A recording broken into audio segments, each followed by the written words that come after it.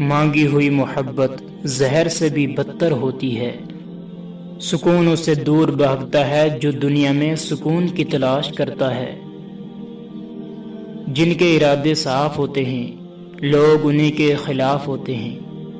تمیز اور ضمیر جس انسان میں ہو اس جیسا خوبصورت انسان کوئی نہیں۔ نماز مٹی کے انسان کو سونا بنا دیتی ہے۔ زبان سے اتنا ہی بولو جتنا کانوں سے سن سکو۔ جو چھوڑ گئے وہ بوجھ تھے، جو پاس ہیں وہی خاص ہیں۔ اللہ تعالیٰ فرماتا ہے تو میرا ہو کر تو دیکھ، سب کو تیرا نہ کر دوں تو کہنا۔ جو اونچے مقام پر ہوتے ہیں ان کے کندھوں پر آزمائش بھی بڑی ہوتی ہیں۔ کوئی انسان دکھ اٹھائے بغیر سکھ کی قدر کیسے کر سکتا ہے؟ ایک بات یاد رکھنا، اپنے راز اپنے سینے میں قید رکھو گے تو خود بھی چین سے رہو گے اور تمہارا راز بھی محفوظ رہے گا۔ محبت جب روح کی ہو تو انسان دوبارہ کسی سے محبت کرنے کے قابل نہیں رہتا۔ جو لوگ موقع کو استعمال کرنے میں ناکام رہے ان کے لیے کوئی موقع نہیں۔ فقیروں کی بات زبان عقل مندوں سے تو بھر گئی مگر درد مندوں سے خالی ہے۔ میں نے زندگی سے پوچھا تو اتنی مشکل کیوں ہے؟ زندگی نے ہنس کر کہا دنیا سستی چیزوں کی قدر نہیں کرتی۔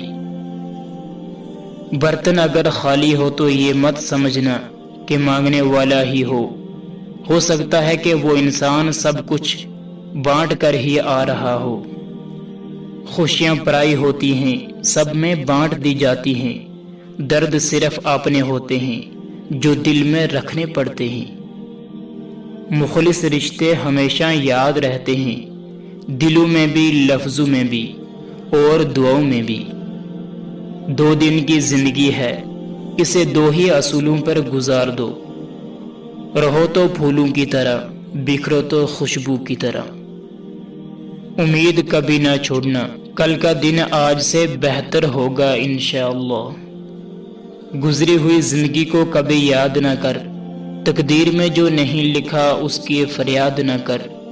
جو ہوگا وہ ہو کر ہی رہے گا، تو کل کی فکر میں آج کی ہنسی برباد نہ کر۔ اہمیت الفاظ کی ہوتی ہے مگر اثر ہمیشہ لہجوں کا ہوتا ہے۔ جب کوئی تمہیں بے وجہ رلائے تو تم اپنے آنسوں اس یقین کے ساتھ صاف کر لینا کہ زندگی کے کسی موڑ پر وہ تم سے زیادہ روئے گا۔ بے شک اللہ تبارک و تعالی بہترین انصاف کرنے والا ہے۔ وقت گزر جاتا ہے پر وقت کے ہاتھوں اپنوں سے جو اذیت ملتی ہے وہ کبھی نہیں بھلائی جا سکتی۔ تکلیف میں صبر سے کام لو کیونکہ سونے کو آگ سے اور مسلمان کو صبر سے آزمایا جاتا ہے۔